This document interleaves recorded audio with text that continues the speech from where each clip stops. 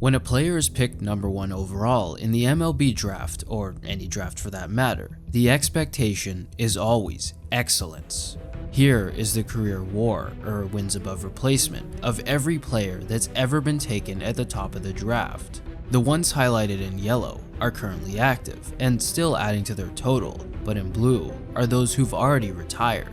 You may notice 3 names sitting at exactly 0 WAR, and that's because the picks from 2014, 1991, and 1966 never made it to the big leagues, but clearly those are the outliers. Of the 49 first overall picks who did, only 5 of them registered a career below replacement level, and the median, meaning the average number 1 pick, accumulates 16.4 WAR.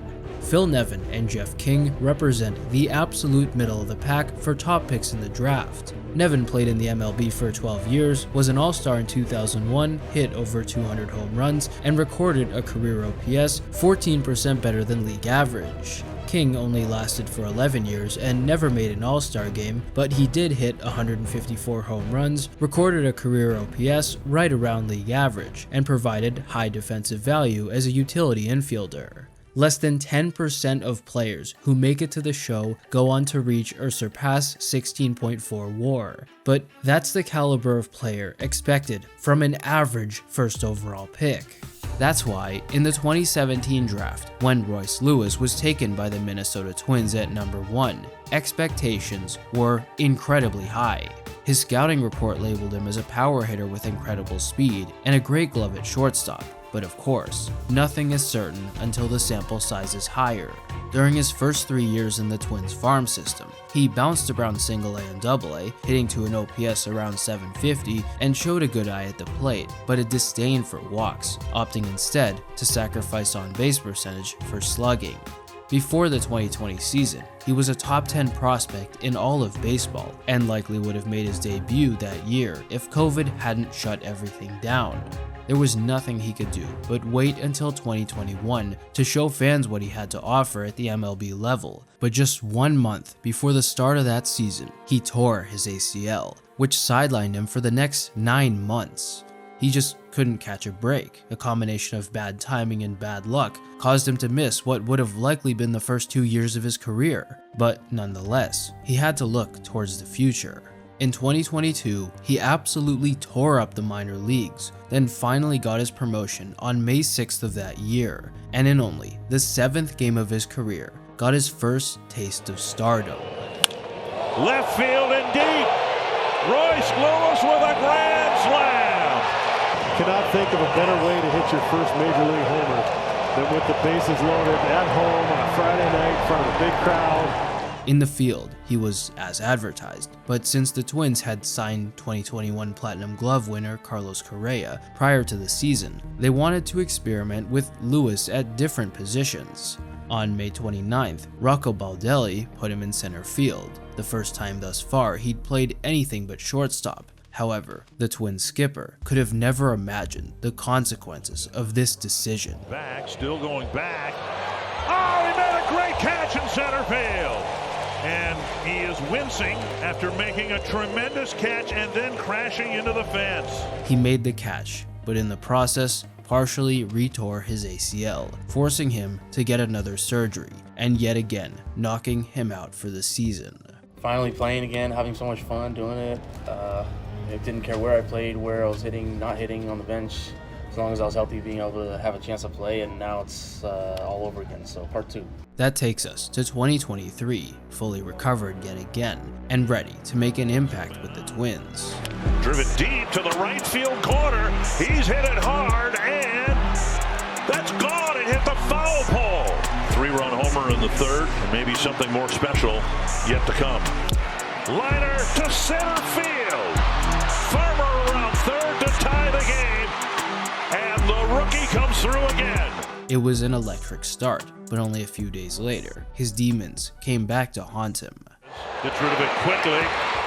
Oh no. The out is recorded, and Lewis landed on his head.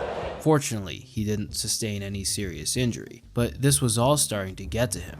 I'm tired of running into people and walls. It's just the worst luck right there. At this point in the story, I released a video titled The Unluckiest Player in Baseball, going over much of the stuff I just went over, but the story was far from over. Unbeknownst to everyone at the time, Royce Lewis was about to have one of the most bizarre and unbelievable seasons anyone has ever seen. Unfortunately, it wouldn't come without another injury. He was batting .326 with an .828 OPS through his first 26 games when he strained his left oblique, causing him to miss the next month and a half. Upon returning, his bat quickly returned to form, smacking home runs in back-to-back days only 7 games after coming off the IL. But then, something happened. Hit hard to center. Taveras going back, looking up, grand slam for Royce Lewis.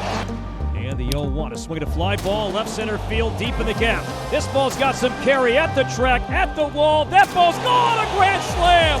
He's done it for the second straight game. And the Twins have a 6-4 lead. 2-0 to Lewis.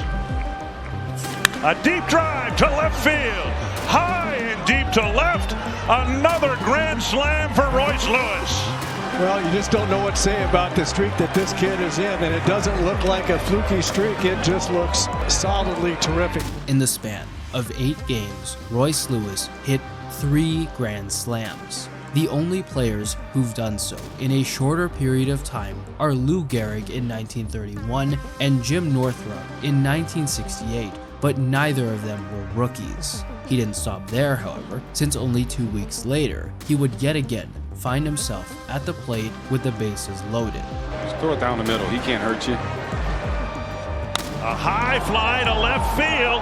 Benintendi going back. Royce Lewis with another grand slam. His 5th career grand slam, his 4th this season. 66 games. That's how many it took him to hit his first 5 grand slams. The next fastest are nowhere even remotely close to that pace, and on top of that, with his 4th of 2023, he'd set the Twins' new single season record while only playing 58 games. Alex Rodriguez, through his 22-year career, played 2,784 games, and during that span, set the all-time record for grand slams at 25, and here's Royce Lewis hitting 5 in his first 66 games. But of course, this pace is hardly sustainable. Grand slams are largely luck-based events, which is pretty ironic since only a few months ago I called Royce Lewis the unluckiest player in baseball. Fernando Tatis hit 8 grand slams in his 11-year, almost 1,000 game career, and 2 of them happened in the same inning. There have been 338,203 plate appearances taken with the bases loaded since 1914, and only 7,365 of them have ended in a grand slam, which is around 2.1%. Glenn Davis played 1,015 games over his 10-year career, smacking 190 bombs along the way, and not a single one was with the bases loaded. While this is the most extreme example, it just goes to show how unpredictable grand slams can be. That word also perfectly describes the draft. No matter how certain it seems that someone will become a superstar, many times that's just not the case. Through his first 70 career games, Royce Lewis has put up a .913 OPS, 49% better than league average, showing that he clearly has the talent to live up to the hype, but time and time again, the injury bug has not been kind to him.